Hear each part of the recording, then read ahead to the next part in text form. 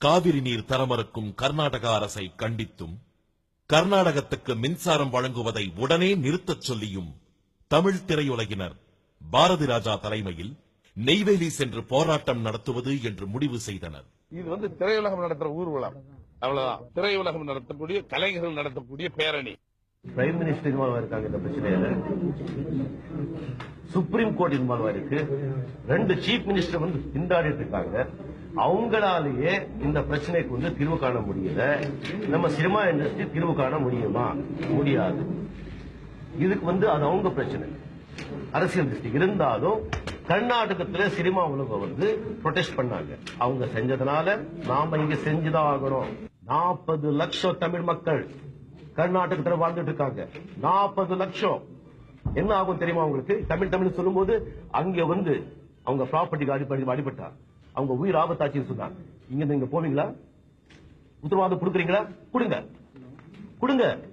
கர்நாடகத்திலிருந்து எத்தனை தமிழ் மக்கள் எனக்கு போன் பண்ணி அழுது என்ன சொல்றாங்க உங்களுக்கு தெரியுமா? அது சில பேரு என் மேல இருக்கிற பொறாமையில, சில பேரு என் மேல இருக்கிற ஏதோ ஒரு பயத்துல பெருசாக்கி இருக்காங்க. எனவே இந்த டயத்துல நான் இன்னும் பெருசாக்கி திசை திருப்ப நான் விரும்ப மாட்டேன்.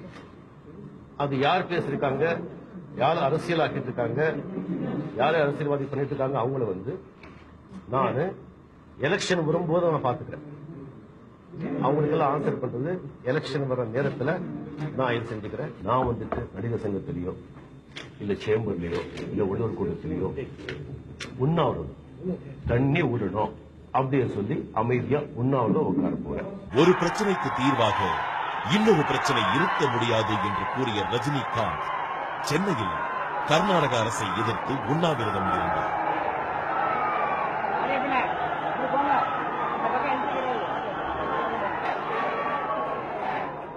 கங்கா நதி சேரலைன்னு சொன்னா அட்லீஸ்ட் தென்னந்திய நதிகளை இணைப்பு அதாவது செய்யணும்.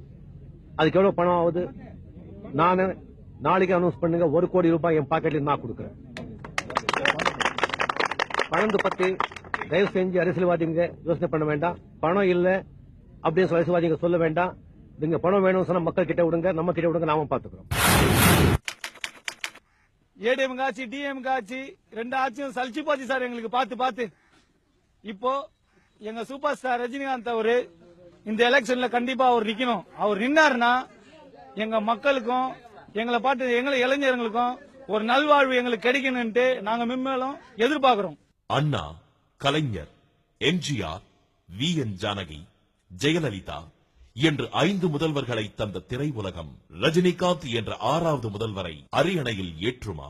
கேள்விக்குறியாகவே வாழ்ந்து கொண்டிருக்கும் ரஜினிகாந்த் தான் இதற்கு விடை தர வேண்டும்.